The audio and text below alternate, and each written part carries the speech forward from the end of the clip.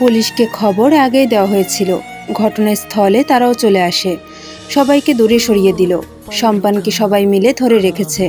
চন্দনা জ্ঞান হারিয়েছে, আবার তাকে সবাই ধরাধরি করে বাড়িতে নিয়ে যায়। পুলিশ সব দেখছে। শায়েরের পরিচিতই তারা। শায়ের পুলিশ প্রধানকে বলে, আপনি একটু ভালো করে দেখবেন, আমাদের গ্রামে এমন কখনোই হয়নি। অপরাধী কে বা কারা, তাদের তাড়াতাড়ি ধরার চেষ্টা করুন। আমরা চেষ্টা করব শায়ের সাহেব, তবে এটা বুঝতে পারছি বেশ কয়েকজন যুবক ছিল, না হলে মেয়েটাকে এভাবে। চোখ বন্ধ করে নিল শায়ের। কিছু পলকভাবে থেকে চোখ মেলে বলল, আমার মনে হয় কালকে যারা যাত্রা দেখতে এসেছিল তাদের কেউই হবে। পুলিশ প্রধান একটু ভেবে বলে, আমার মনে হয় না এরকম সাহস কোনো সাধারণ মানুষের হবে। মনে হচ্ছে কোনো অপরাধী এরকম করেছে। আমার মনে হচ্ছে। কি মনে হচ্ছে? সুশীল নয় তো? ও তো একজন বড় অপরাধী। আপনার মনে আছে 4 বছর আগের সেই ঘটনার কথা? হ্যাঁ আছে, কিন্তু সুশীল তো গা ঢাকা দিয়েছে। ওকে ধরার চেষ্টা করেছি 2 বছর ধরে, কিন্তু পারছি না। এমনও তো হতে পারে যে সুশীল যাত্রাপালায় আসা মানুষের সাথে মিশে এরকম করেছে। আফতাব এ কথা শুনে হুঙ্কার দিয়ে উঠল। আশেপাশে থাকা সবাই কেঁপে উঠল। আফতাব বলল, ওই শুয়োরটাকে তাড়াতাড়ি খুঁজে বের করেন। সবার সামনে ওর গলা কেটে শান্ত হব আমি। আমরা এখনো সঠিক বলতে পারছি না, আগে তদন্ত করি, তারপর বলা যাবে। নারকেল পাতার পাটিতে মুড়িয়ে বিন্দুকে নিয়ে পুলিশ চলে গেল। সম্পান দৌড়ে গিয়ে টেনে ধরছিল বিন্দুকে, কিন্তু গ্রামের লোকজন তাকে টেনে নিয়ে এসেছে। সম্পান বারবার বলছিল বিন্দুকে যেন না নিয়ে যায়, কিন্তু কেউ ওর কথা শোনেনি। অন্দরের উঠানে পরি চাদর জড়িয়ে বসে আছে, কাঁপছে ওর সারা শরীর। বিন্দুর মুখটা এখনো ভেসে উঠছে চোখের সামনে। মুখের প্রতিটা ক্ষত কালচে বর্ণ ধারণ করেছে। পরীর চোখে এখনও তা ভেসে উঠছে। মালা পরীর কাছে এসে বলে, পরি, অহন ঘরে যা। পরি মায়ের দিকে তাকিয়ে শব্দ করে কেঁদে উঠল। মালার হাত দুটো ধরে বলল, আম্মা, আমার বিন্দু, ওরা আমার বিন্দুকে মেরে ফেলেছে। আমি কাল রাতে ওই জঙ্গলে গিয়েছিলাম বিন্দু আর সম্পানের বিয়ে দিতে আম্মা। আমি পারি নাই আম্মা, কারা জানি এসেছিল সেখানে। ওরাই মনে হয় আমার বিন্দুকে মেরে ফেলেছে আম্মা। আমি কেন পালিয়ে আসলাম? আর ওই আগুন, আগুনের কথা মনে হতেই পরি থমকে যায়। তখন আগুন লাগলো কিভাবে? এখন তো শীতকাল, শিশিরে ভিজে ছিল খড়গুলো। হারিকেন ছিটকে পড়লেও তো আগুন নিভে যাওয়ার কথা, তার বদলে আগুন জ্বলে উঠল কিভাবে? তার মানে ওই খড়গুলোতে কেরোসিন দেওয়া ছিল, তাই হারিকেন পড়তেই আগুন জ্বলে উঠেছে। এজন্যই পরি তখন কেরোসিনের গন্ধ পাচ্ছিল।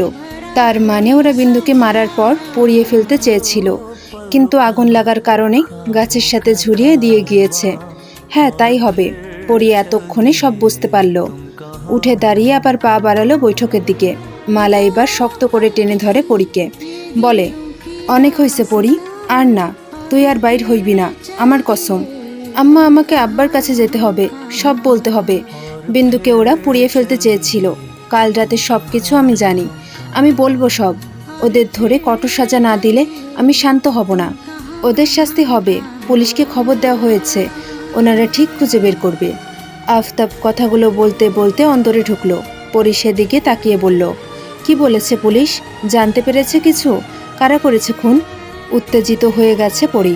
আফতাব বলে, পুলিশ সন্দেহ করছে সুশীলের উপর। আগে সুশীলকে ধরুক, তারপর জানা যাবে। পরির সাথে সাথেই চিৎকার করে উঠল, ঘোর বিরোধিতা করে বলল, না, সুশীল এ কাজ করতে পারে না। আপনি ওদের মানা করুন, এ কাজ অন্য কেউ করেছে। পুলিশের থেকে বেশি বোঝো তুমি? যাও, ঘরে যাও।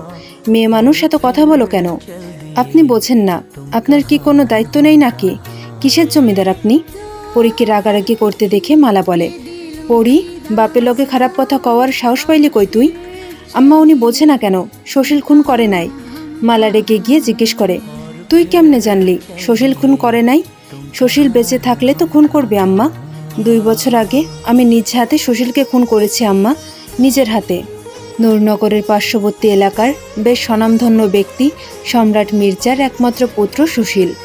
একমাত্র সন্তান হওয়ায় বাবা মায়ের একমাত্র আদরের সে। যখন যা চায় তাই পায়। ছেলের আবদার পূরণ করতে করতে কখন যে ছেলেকে বিপথে পাঠিয়ে দিয়েছেন তারা নিজেরাও বুঝতে পারেননি। বুঝতে পেরেছে শেষ সময়ে। এখন সম্রাট তার ছেলেকে ঠিক করতেই পারছেন না। বেশ কয়েকবার জেল থেকে টাকা দিয়ে ছাড়িয়ে এনেছেন, তবুও ছেলের অন্যায় কমাতে পারছে না। নিষিদ্ধ জায়গায় গিয়ে নিষিদ্ধ মেয়েদের সাথে মেলামেশা আর নেশা করতে করতে চরিত্রটাই বকে গেছে। ওই খারাপ চোখের লোলুপ দৃষ্টি পড়ে রূপালীর উপর।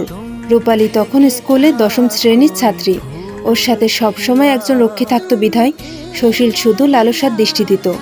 বারবার চেষ্টা করেও রূপালীর ধারে কাছে সে ঘেঁষতে পারে না। এতে দিন দিন আরও ক্ষিপ্ত হয় সুশীল। সব সময় হিংস্র বাঘের মতো ওত পেতে থাকত, কিন্তু সে তার শিকারকে ঘায়েল করতে পারত না। তবে একদিন সে সুযোগ এসেই গেল। সেদিন ছিল জমিদার বাড়িতে অনুষ্ঠান, অনেক মানুষের আনাগোনা। সন্ধ্যার পর জলসার আয়োজন করা হয়েছিল প্রাঙ্গণে। এরই মধ্যে রূপালীর কাছে একটা ছোট্ট বাচ্চা এসে চিঠি ধরিয়ে দিল।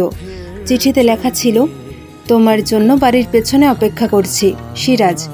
তখন ওদের দুজনের ভালোবাসা আরও গভীরে চলে গিয়েছিল। খুব বিশ্বাস করত সিরাজকে, তাই হারিকেনের আবছা আলোয় অতটুকু পড়েই রূপালী সেখানে চলে গেল।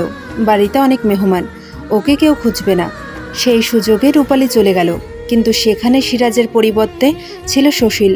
জমিদার বাড়ির পেছনে খানিকটা জঙ্গল ছিল তখন, তবে এখন তা পরিষ্কার করা হয়েছে। রূপালীর চুলের মুঠি ধরে টেনে হিঁচড়ে আর একটু ভেতরে নিয়ে গেল সুশীল। চিৎকার করলেও কেউ শুনতে পাবে না, কেননা দেওয়ালের ওপারে শব্দ খুব কমই যায়। তাছাড়া গান বাজনা চলছে, এতে আরও শব্দ পাবে না কেউ। তবুও রূপালী চিৎকার করছে। সুশীল সম্পর্কে গ্রামের সবাই অবগত, ওর কর্মকাণ্ড সবাই জানে। রূপালীর ভয়ে জ্ঞান হারানোর অবস্থা। সুশীল রূপালীকে মাটিতে ফেলে হাত পা দিয়ে চেপে ধরে। ব্যথায় গোংড়াতে লাগলো রূপালী। সুশীল তার হাতের থাবা রূপালীর শরীরে দেওয়ার আগেই সে স্থির হয়ে গেল। রূপালী খেয়াল করল তরল জাতীয় কিছু সুশীলের থেকে নির্গত হয়ে রূপালীর গলায় পড়ছে। হাত ভেজালো রূপালী সে তরলে। চন্দ্রের একটুখানি আলো গাছের ফাঁক দিয়ে এসে পড়েছে। রূপালী সেই আলোতে হাতটা এগিয়ে ধরতেই শিউরে ওঠে। ততক্ষণেই সুশীলের দেহ মাটিতে পড়ে গেছে। রূপালী স্থির দেহের দিকে তাকালো, একটুও নড়ছে না। তার মানে মারা গেছে সুশীল। রূপালী মুখ ঘুরিয়ে তাকালো এবং পরীকে দেখে হতভম্ব হয়ে গেল। দা হাতে দাঁড়িয়ে পড়ি, চুইয়ে চুইয়ে রক্ত পড়ছে দা থেকে। সুশীলের চোখ দুটো এখনো খোলা। পরি দায়ের উল্টো পিঠ দিয়ে চোখ দুটো বন্ধ করে দিয়ে বলে, রূপালীর দিকে নজর দিয়েছিস, কিন্তু এই পরির দিকে তোর মৃত চোখ দুটো নজর দিতে পারবে না। ওড়নার বাঁধন খুলে পরি নিজের মুখটা বের করে। এই মুহূর্তে ভয় পেল না পরি, নিজের করা প্রথম হত্যা, তবুও ভয় পেল না। দ্রুত রূপালীকে ধরে উঠায়। রূপালী তখনও কাঁদছে। পরি জিজ্ঞেস করে, তুমি ঠিক আছো আপা? পরি, তুই খুন করলি? মরে গেছে? সত্যি সত্যি? একটু অবাক হলো পরি, কারণ সে বাজেভাবে জখম করতে চেয়েছিল, কিন্তু পরির ধারণা চাইতে কোপটা একটু জোরে লেগে গেছে। রূপালী পরির হাত ধরে ঝাঁকিয়ে বলে, কি করলি পরি? এখন কি হবে? তো কি করব? না হলে ওই শয়তানটা তোমার সর্বনাশ করতো যে। রূপালীর ভয় আরও বাড়ল। সে বলল, সবাই জানলে কি হবে পরি? তোকে পুলিশ ধরবে যে। এটা তুই কি করলি পরি?